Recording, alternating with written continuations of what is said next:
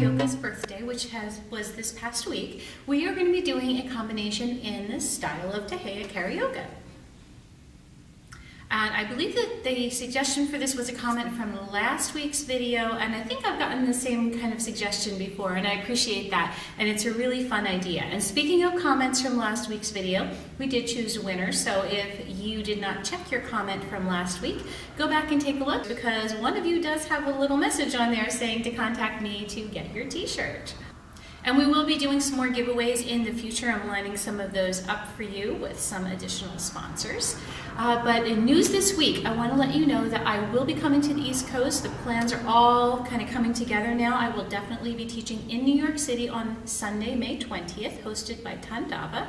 And I'm also looking at some stops further up and further down south on the East Coast. So if you are on the East Coast and you would like me to stop in your city, now is a very good time to go ahead and get in touch with me. All right, so let's get into our combo a la Taheya Carioca. So one of the things about this style of many of the Egyptian stars of the classic era is that they didn't really switch movements as often as we tend to do in modern belly dance, and also they used a smaller variety of movements in a very expressive way that was their own. So this combo is going to feel a little different than something we might do in modern style. In fact, as we go through the movements, we're not going to really try to count out exactly how many of the things we're going to do, but rather flow from one to the other. So you have some room to kind of stay in one movement a little longer than the other if that's how you feel it. All right, so some of the observations that I make watching a lot of Taheya Carioca's videos is, one, she likes to lead towards her audience with an angle, kind of lead with her hip on an angle. So coming in and a lot of floating in a figure eight kind of a shape, whether it's a vertical figure eight or a horizontal figure eight. So what I'm going to extract from this, and this is not a combo lifted directly from her work, but rather a combo put together from movements that she uses frequently in the style that she uses them. So I hope that makes sense to you. All right, so we're going to do a little traveling just a little bit forward. We're going to lead into the audience on an angle, which she often does. So we're going to come in and we're going to lead in with an angle here, right here. So we're going to lead in with a figure eight that kind of advances on this diagonal right here. So we're going to go forward with, say, maybe 4 of those. She has a very flowery arm style as well, so she likes to take them in and roll them and take them up near her head and hold them over her head, and even she does a fair amount of holding her hands in front of her face if you watch. Now I don't know if that's intentional or if that's just the way the camera angle was, but that's certainly how it looks if you watch. So from here, you can take your arms in, you can take them up, you can hold them up here, or if you want to take them here and be a little coy, like that. So we're going to lead forward with the figure eight. Another thing she likes to do is just kind of use a nice kind of a soft shimmy in just a little walk in time with the music. So after we go forward with our figure eights, leading on an angle, we are going to turn around with a little walking shimmy to the back. And so now from here, we're going to do another kind of little variety of a little walking shimmy that I see her do. And this one has a little more accent on the down. So it kind of goes like a down and a shimmy and a down and a shimmy and a down. So it has a little reach down on one side. So after we go to the back and we take our shimmy to the back, we're going to come around to the front and we're going to give it a little more accent. Now, none of these things are as like really super sharp, like you might have in a drum solo. All of these things have a kind of a softness to them. So if you have a tendency to the super sharp, go ahead and try and experiment with kind of keeping it a little more relaxed right there.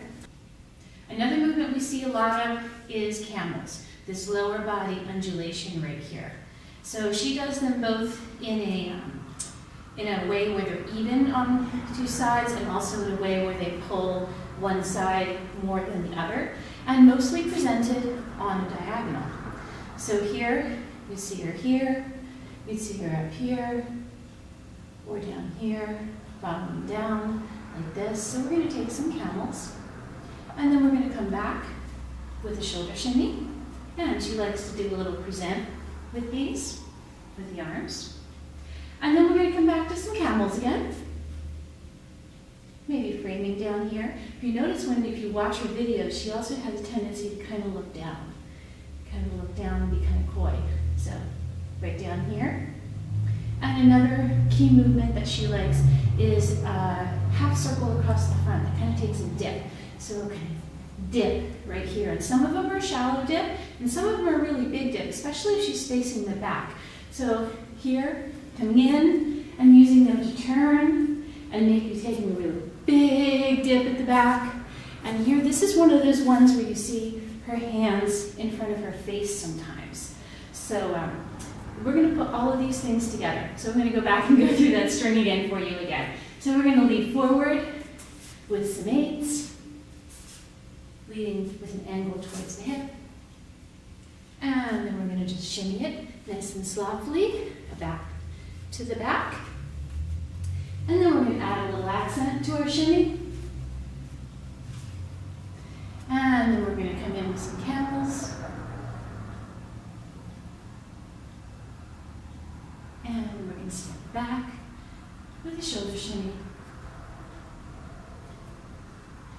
And then we're going to take some circles, either direction that you like. Maybe try a big deep one if you like. And that's our combo. Okay, so we're going to use that, and we are going to do that with some music directly out of the Taheya Carioca video. Okay, so I will link to the video that I used for this music and some for inspiration. So we're going to start out with it leading towards the audience on a diagonal.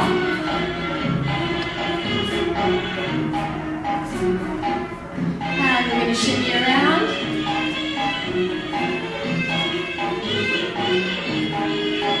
And a little down accent on one side.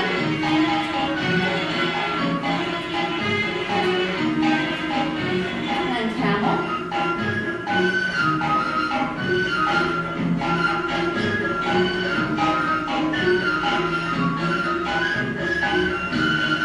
And we're going to come back.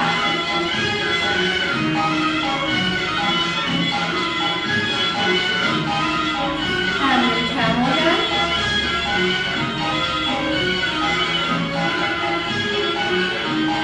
And take some of those circles.